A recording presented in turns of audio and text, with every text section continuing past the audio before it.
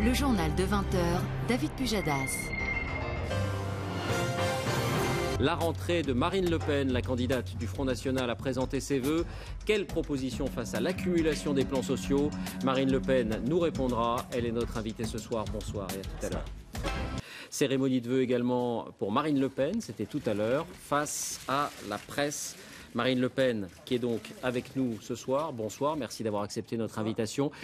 Depuis quelques jours, les plans sociaux font la une. Si vous étiez au pouvoir, que feriez-vous pour 6 francs? Est-ce que vous investiriez l'argent public dans cette entreprise? Monsieur, ça fait des mois, et même dès que nous avons été élus au Conseil régional, que nous avons défendu l'idée que la SNCF devait recapitaliser 6 francs. Il n'y a qu'un malheur, c'est que les socialistes et les gens de l'UMP ont imposé aux Français un traité, qui est le traité de Lisbonne, qui interdit à l'État d'avoir une action stratégique et de venir au soutien des entreprises ou des secteurs économiques qui sont en difficulté. Et voilà aujourd'hui cette classe politique qui pleure des larmes de crocodile, qui se balade avec sa boîte de Kleenex en bandoulière, alors que je vous le dis très solennellement ce soir, ce sont eux qui sont responsables du chômage. Eux qui sont responsables de la délocalisation, c'est le modèle économique ultralibéral qu'ils ont défendu à tout prix et mis en œuvre depuis 30 ans. Et c'est la raison pour laquelle ma solution passe par la rupture avec ce système, avec ce modèle ultralibéral.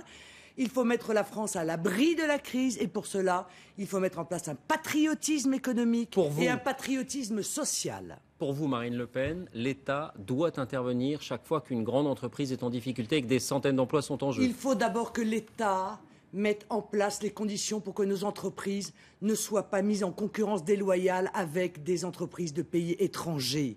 Il faut mettre un protectionnisme intelligent à nos frontières. Il faut nous préserver de cette concurrence déloyale.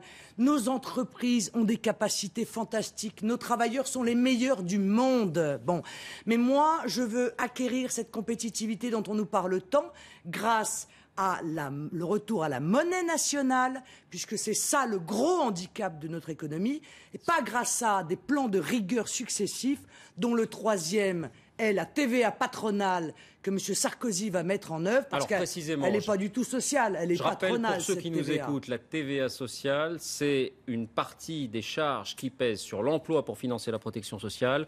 On les transfère sur la TVA, en augmentant un peu la TVA. Vous êtes contre? Pourquoi? Non, oui, bien sûr. C'est la TVA patronale. Vous voyez, c'est le troisième plan de rigueur et le plus dur et celui qui va être le plus terrifiant pour les classes populaires, pour les classes moyennes et pour les retraités. Parce qu'il va toucher tout le monde. Imaginez quand même qu'ils envisagent... C'est pas une bonne chose d'alléger les charges sur l'emploi? Non, attendez. Ils augmentent de 3 points la TVA. C'est 15% d'augmentation des TVA. Vous imaginez ce que ça va donner sur le pouvoir d'achat de ceux qui sont les plus modestes et qui les a aujourd'hui, et même les classes moyennes qui n'arrivent pas à s'en sortir. La réalité, c'est que l'allègement de charges ne sera pas sur les cotisations salariales, ce qui permettrait d'augmenter les salaires nets. Alors on dit que ce serait aussi sur les cotisations salariales. Oui, on dit. On souffle beaucoup, il faut bien le dire, dans un instrument assez long avec des trous qui s'appelle un pipeau. Bon, la réalité, c'est qu'il va y avoir un allègement de charges pour les grandes entreprises qui, d'ailleurs, se portent mal. Votre reportage vient de le montrer, qui ont bien bénéficié de la crise financière. Et pour cause, Monsieur Pujadas, le mondialisme et le modèle ultralibéral et de libre-échange profitent effectivement à 1%.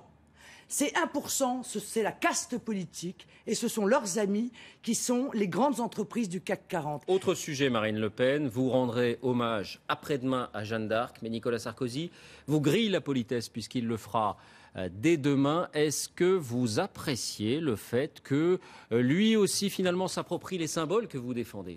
Jeanne d'Arc appartient à tous les Français. Ça, c'est une première chose.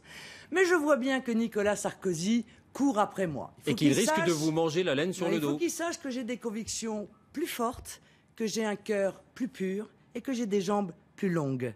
Et par conséquent, il va avoir beaucoup de mal, je crois, à me rattraper. Vous ne craignez pas qu'il vous mange la laine sur le dos comme il l'a fait avec votre père en 2007? Je crois à l'honnêteté en politique. Je crois à la sincérité des convictions. Nicolas Sarkozy, chaque jour, démontre aux Français qu'il est dans une vision purement électoraliste, d'intérêt personnel, et qu'il a complètement oublié l'intérêt supérieur du peuple français. On l'a vu d'ailleurs avec cette TVA patronale qu'il va mettre en œuvre.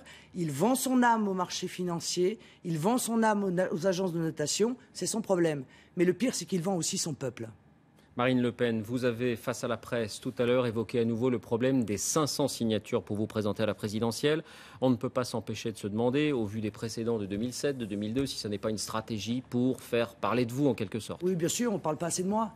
Non, la réalité, c'est que si les choses continuent à ce rythme-là, je ne pourrai pas être candidate à l'élection présidentielle. Pourquoi est-ce que vous ne dites pas combien de signatures vous avez aujourd'hui? Et je le dirai le 15 février parce que nous sommes encore aux promesses. Ce que je peux vous dire, c'est que j'en ai moins qu'en 2007 à la même époque, alors même que nous avons déposé uniquement 507 parrainages le dernier jour au Conseil constitutionnel. La situation est très grave.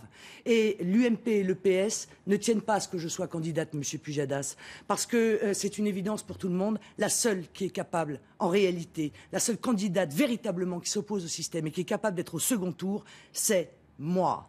Et donc tout sera fait pour m'empêcher d'être candidate. Ce scandale démocratique pourrait être réglé très simplement. Il suffirait de rendre anonymes les parrainages, puisqu'aujourd'hui les maires sont victimes de pression, sont victimes de critiques en permanence dans un système qui a été dévoyé. On publie leurs noms uniquement pour pouvoir faire pression sur eux. Cette situation ne peut plus durer. J'en appelle aux Français, j'en appelle aux élus, j'en appelle aux maires, et y compris aux élus de l'UMP et du PS, parce qu'ils sachent une chose, c'est que si je ne suis pas candidate à l'élection présidentielle... vous en doutez vraiment? Oui, mais bien sûr, j'ai des inquiétudes. Non seulement la France, évidemment, apparaîtra comme ayant tourné la page de la démocratie, mais le président qui serait élu dans ces conditions serait évidemment complètement illégitime. Merci Marine Le Pen d'avoir répondu à nos questions aujourd'hui pour votre rentrée politique.